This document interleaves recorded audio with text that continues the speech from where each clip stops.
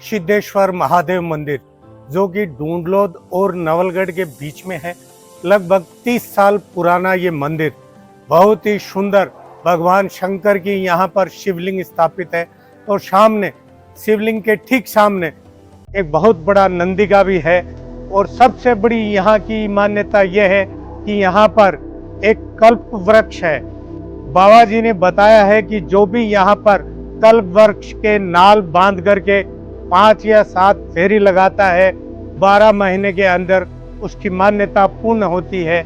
ऐसी बाबा जी ने मुझे जानकारी दी है। आज आपको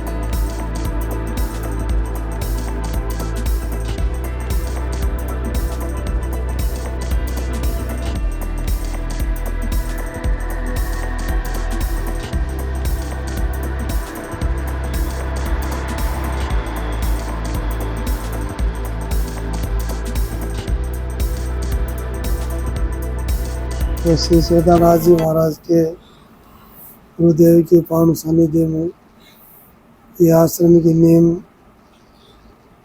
1994 में लगाई थी और 94-95 इनका शुरुआत हुआ था।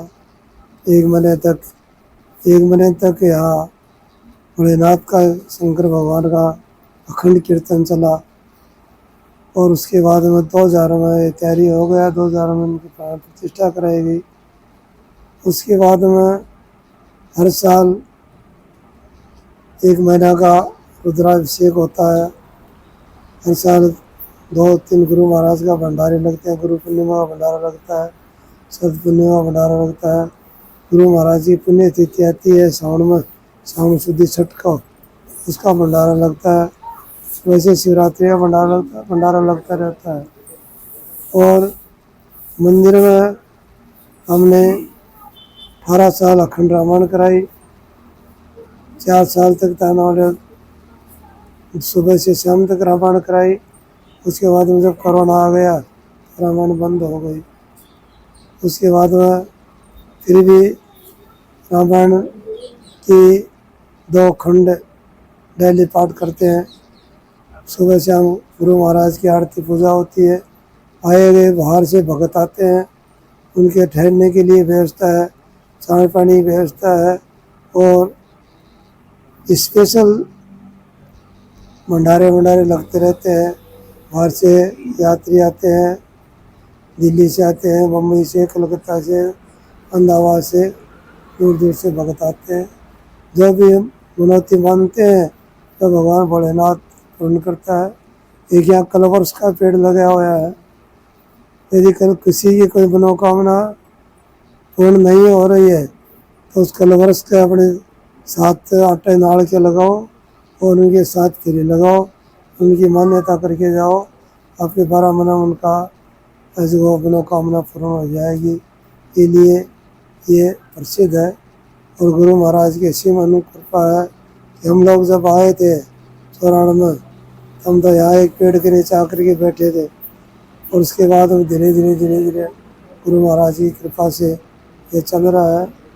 और बहुत अच्छा, वो भी यात्री आते हैं जो अपने खाटू श्याम से जाते हैं, जैन माता जाते हैं, साला से जाते हैं, उनके लिए रहने के लिए व्यवस्था है, खाने की व्यवस्था है। और बाहर से बच्चे, छोटे बच्चे रखते हैं, विद्यार्थी, उनको निःशुल्क पढ़ाया जाता है, निःशुल्क उनको सेवा दी जाती है। जैसे उनकी फीस है, किताब है, खाने की रहने की व्यवस्था है, और ऐसा व्यवस्था करते हैं। और गुरु महाराज की बहुत बहुत असीम कृपा है। और हम तो यही चाहते हैं कि भक्तों पर भी ये कृपा बनी रहे और गौ माता की सेवा आती रहे, साधु ब्राह्मण उनकी सेवा आती रहे। इसी के साथ आप लोगों को बहुत बहुत धन्यवाद देता हूँ, साधुवाद देता हूँ, आशीर्वाद देता हूँ। जय श्री राम, जय श्री